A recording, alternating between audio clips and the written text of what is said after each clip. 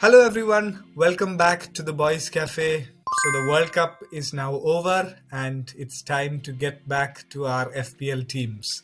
So on today's episode, I have with me Aviral. Aviral, how has the World Cup been for you?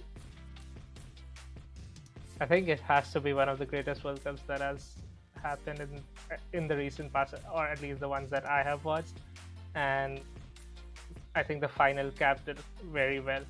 If there were any new fans who started watching football, I think that is peak of what they can expect from the game. So loved it. How about you? Yeah, same as well. Although the team that I was supporting crashed out earlier in the World Cup, I think as a neutral, watching the World Cup was even more fun because you actually enjoyed the games uh, rather than being tensed about what the result would be. So that helped in a way. And yeah, like you said, amazing final. Got to see some amazing Premier League talent as well play out of their skins at the World Cup. And yeah, now time to get back to serious business in FPL. So to start with, on today's episode, we'll have a quick look at Aviral, who's in our mini league of the four FPL boys. He's currently leading amongst the four of us. So we'll have a quick look at Aviral's team, and then we have some interesting comparisons or suggestions to make regarding the players who should be in your teams going forward. So Aviral, although it did not end on a very high note before the World Cup break. How do you think your overall season has gone till now?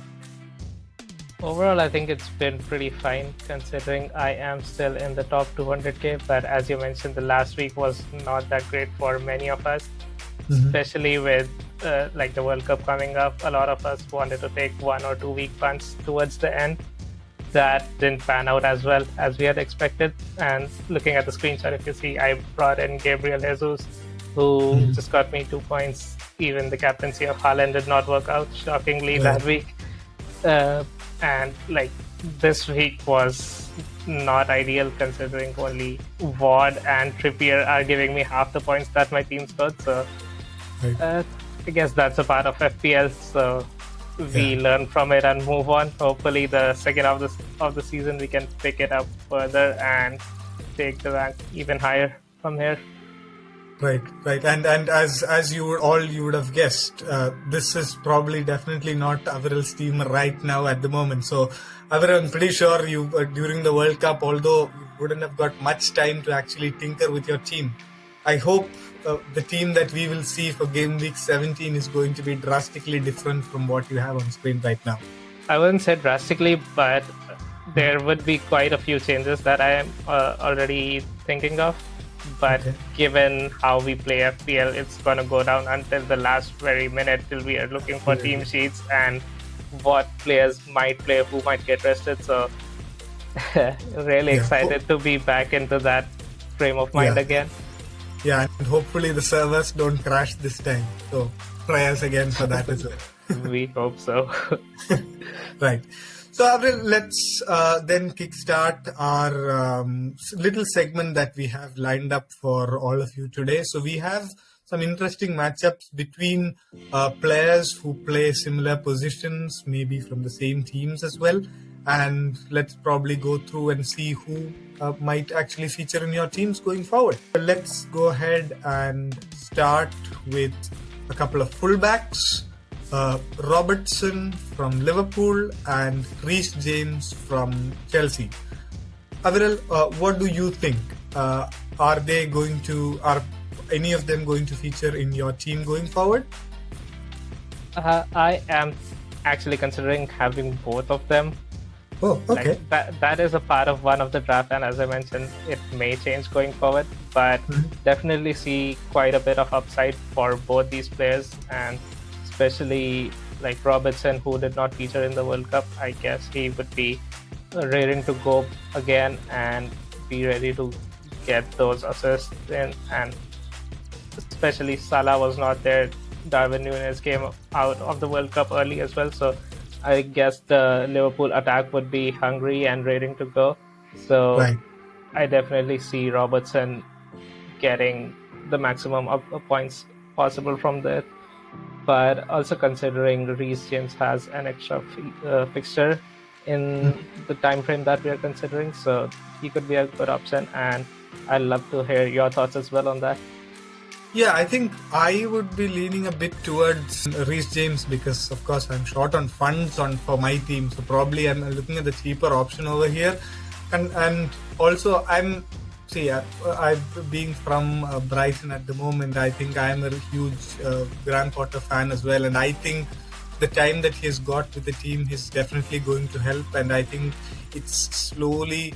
Probably we'll see it in the games against Bournemouth and Nottingham Forest that Chelsea assets will slowly start getting back into our team. So I think if at all there is going to be a Chelsea asset in our team, it has to be Reece James, and I think except maybe the City fixture at this point of time, probably all the other fixtures are good, and even Liverpool away maybe a bit tough, but I think by that time James will be in good form, and I think he'll be a pick that will be in most teams. Next, let's have a look at a couple of United fullbacks.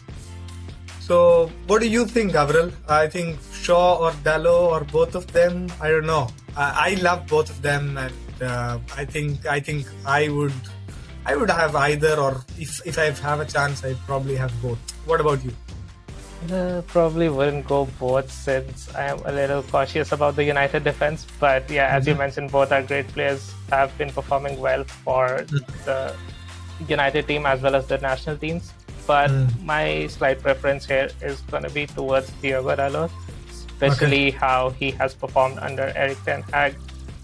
In the middle part of the first season, he was great going forward, creating a lot of chances, and also now with Ronaldo gone, I'm also excited to see how the United attack shapes up.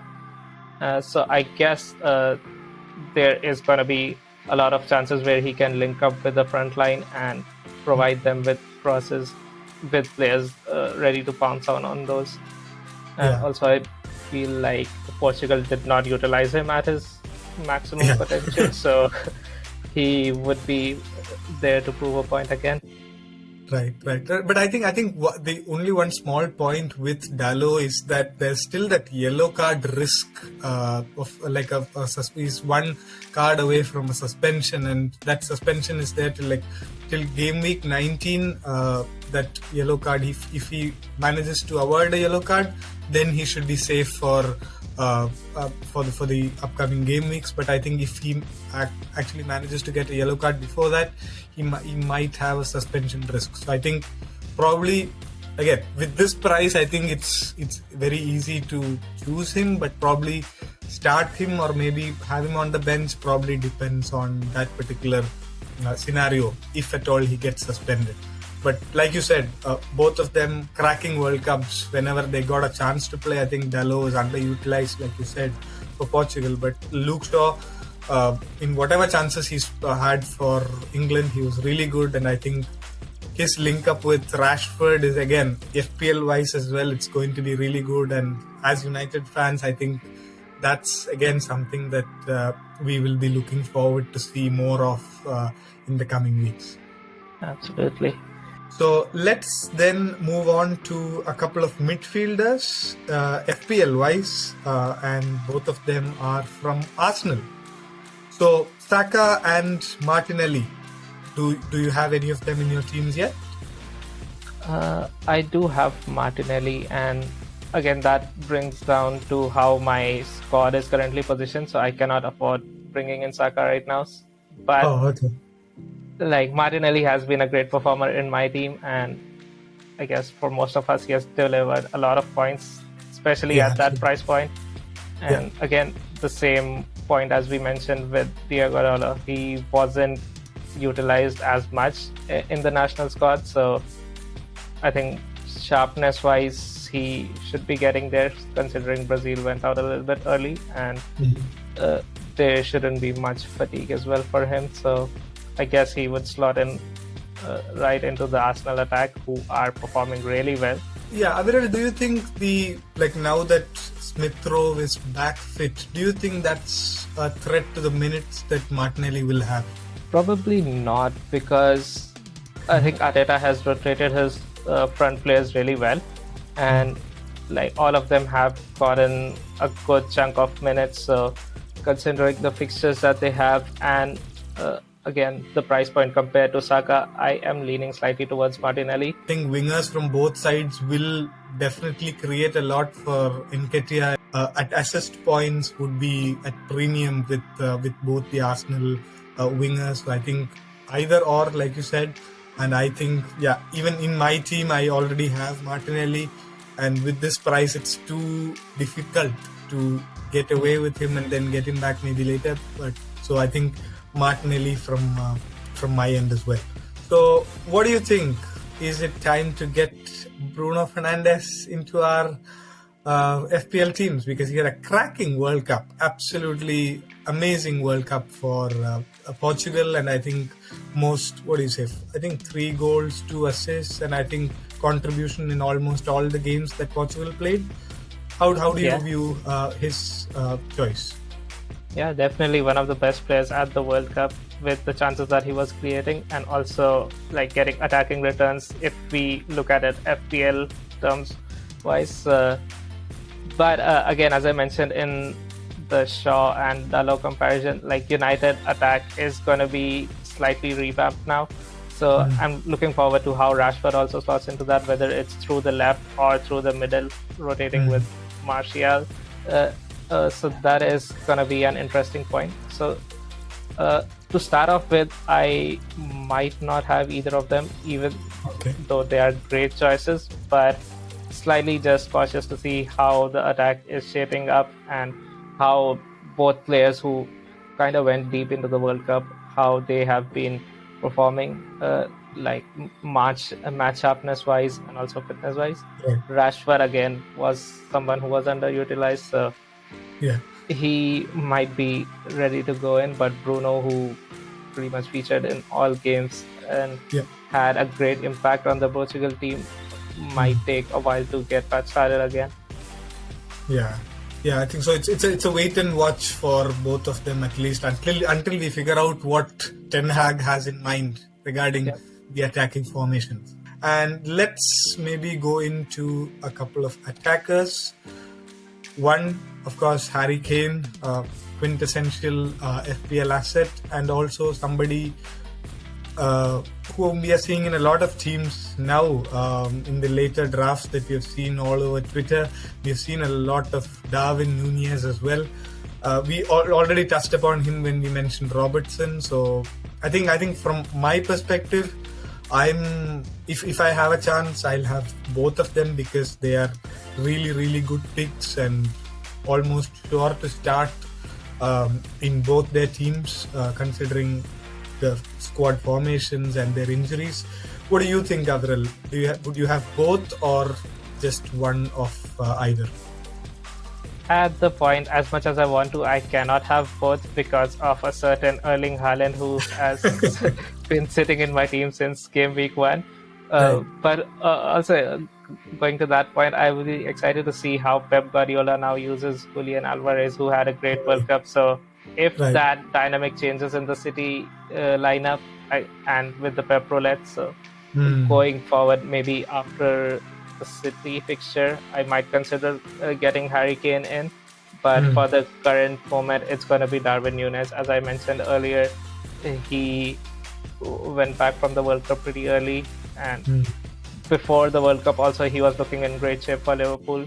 And with their attacking play and Jurgen Klopp's philosophy, I think they would be looking to get a lot more attacking returns, having great goals and also combining with Mo Salah. So quite a few exciting features in that attack, and that's why I consider him over Kane at the moment. Okay. But if you have Kane, hold on to Kane, right? Absolutely no question. For sure, yeah.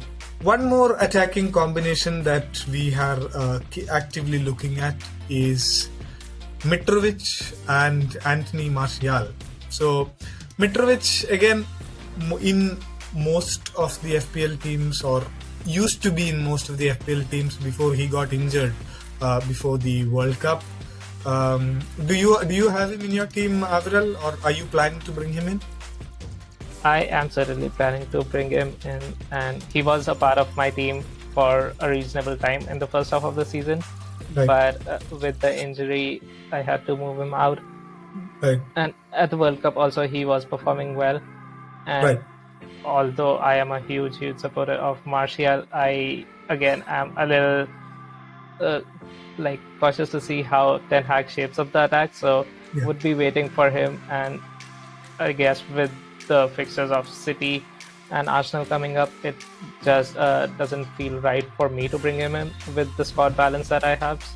Also, on the other hand, Mitrovic has an extra fixture in game week 19, so a mix of points for me to lean more towards Mitrovic than Martial right now. Yeah, and we know that if Mitrovic is fit, he definitely starts all the games, but that might not be the case with Martial, because like we were discussing when we mentioned about Rashford as well, that it could be that Rashford is playing through the middle and is rotated with Martial, so it could be a game by game basis that Ten Hag chooses to switch around his attackers. So it's not Martial is not guaranteed to start maybe, so but we'll have to probably see the couple of games right after Christmas to understand how the attacking dynamic is going to be, and then probably we'll bring in Martial, because both of them are again similar price range, so you could probably drop one and bring the other in case there's any sort of injury or anything like that. But yeah, I think both are really attractive options, and the extra fixture also maybe slightly leans us towards Mitrovic at this point of time. So I think these were the different combinations that we had in mind with regard to the attackers, defenders, as well as the midfielders in FPL. If there are any questions that you have, or any dilemmas that you have in terms of selecting your players, please write into us, drop us a line on our Twitter handle or in the comments into this video, and we'll be more than happy to answer. And as usual, leading up to the game week deadline, we will have a lot more content coming up from us in terms of videos and threads and all that, so watch out for that. So till then, thank you so much for joining our session, and speak to you all soon. We really look forward to hearing your comments, and also do not forget to like, share and subscribe to our channel. And until next time, see you.